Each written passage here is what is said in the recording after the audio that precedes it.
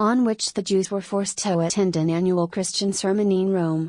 Now was come about Holy Cross Day, and now must my Lord preach his first sermon to the Jews, as it was of old cared for in time merciful bowels of the Church, that, so to speak, a crumb at least from her conspicuous stable here in Rome should be, though perchance yearly, cast to the famishing dogs, under trampled and bespitten upon beneath the feet of the guests. And a moving sight in truth, this, of so many of the besotted blind restive and ready to perish Hebrews now maternally brought, nay, for he saith, compel them to come in, haled, as it were, by the head and hair, and against their obstinate hearts, to partake of the heavenly grace. What awakening, what striving with tears, what working of a yeasty conscience! Nor was my Lord wanting to himself on so apt an occasion, witness the abundance of conversions which did incontinently reward him, though not to my Lord be altogether the glory. Diary by the Bishop's Secretary, 1600. What the Jews really said, on thus being driven to church, was rather to this effect: I fee, fa, fum, bubble and squeak. Blessedest Thursdays, the fat of the week, rumble and tumble, sleek and rough, stinking and savory, smug and gruff, take the church road, for the bells do chime, gives us the summons, 'tis sermon time. To Bob, here's Barnabas. Job, that's you up, stumped Solomon, bustling too. Shame, man. Greedy beyond your years to Hansel the bishop's shaving shears, fair play's a jewel. Leave friends in the lurch, stand on a line ere you start for the church. 3 higgledy-piggledy, packed relay, rats in a hamper, swine in a sty, wasps in a bottle, frogs in a sieve, worms in a carcass, fleas in a sleeve. Hist. Square shoulders, settle your thumbs and bells for the bishop, here he comes. For a bow, wow, wow, a bone for the dog. I liken his grace to a neckhorn hog. What, a boy at his side, with a bloom of a lass, to help and handle my Lord's hourglass. Didst ever behold so lie the chine? His cheek hath laps like a fresh singed swine. The Aaron's asleep, shove hip to haunch, or somebody deal him a dig in the paunch. Look at the purse with the tassel and knob, and the gown with the angel and thingumbob. What's he at, quotha? Reading his text. Now you've his curtsy, and what comes next?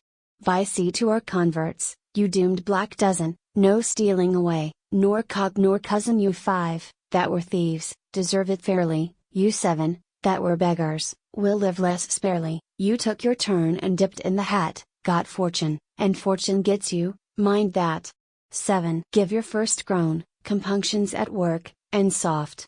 From a Jew you mount to a Turklo, Micah, the self-same beard on chin. He was 4 times already converted, and here's the knife, clip quick, it's a sign of grace, or he ruins us all with his hanging face. 8. Whom now is the bishop leering at? I know a point where his text falls pat. I'll tell him tomorrow. A word just now went to my heart and made me vow meddle no more with the worst of trades. Let somebody else pay his serenades. 9. Grown altogether now, it's a work, it's a work. Ah, woe is me! It began, when a herd of us, picked and placed, were spurred through the Corso, stripped to the waist, Jew brutes, with sweat and blood well spent to usher in worthily Christian Lent. It grew, when the hangman entered our bounds, yelled, pricked us at to his church like hounds. It got to a pitch, when the hand indeed which guided my purse would throttle my creed, and it overflows when, to even the odd, men I helped to their sins help me to their God. 11. But now, while the scapegoats leave our flock, and the rest sit silent and count the clock, since forced to muse the appointed time on these precious facts and truths sublime, let us fitly employ it, under our breath, and sang Ben Ezra's Song of Death. 12. For Rabbi Ben Ezra, the night he died, called sons and sons to his side, and spoke, This world has been harsh and strange, something is wrong, there needeth a change. But what, or where? At the last or first? In one point only we sinned, at worst. 13. The Lord will have mercy on Jacob yet, and again in his border see Israel set. When Judah beholds Jerusalem, the stranger seed shall be joined to them, to Jacob's house shall the Gentiles cleave.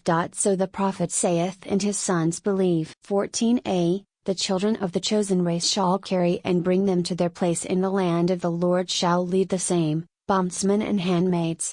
Who shall blame, when the slaves enslave, the oppressed ones? O earth, oppressor triumph forevermore. 15 God spoke, and gave us the word to keep, bade never fold the hands nor sleep mid a faithless world, at watch and ward, till Christ at the end relieve our guard. By his servant Moses the watch was set, though near upon cockcrow, we keep it yet. 16 Thou, if thou wast he, who at midwatch came, by the starlight, naming a dubious name. And if, too heavy with sleep, too rash with fear, O thou, if that martyr gash fell on thee coming to take thine own, and we gave the cross, when we owed the throne. 17 Thou art the judge. We are bruised thus. But, the judgment over, join sides with us. Thine too is the cause. And not more than ours, is the work of these dogs and swine, whose life laughs through and spits at their creed. Who maintain thee in word, and defy thee in deed. 18 We withstood Christ then? Be mindful how at least we withstand Barabbas now. Was our outrage sore? But the worst we spared, to have called these Christians, had we dared. Let defiance to them pay mistrust of thee, and Rome make amends for Calvary.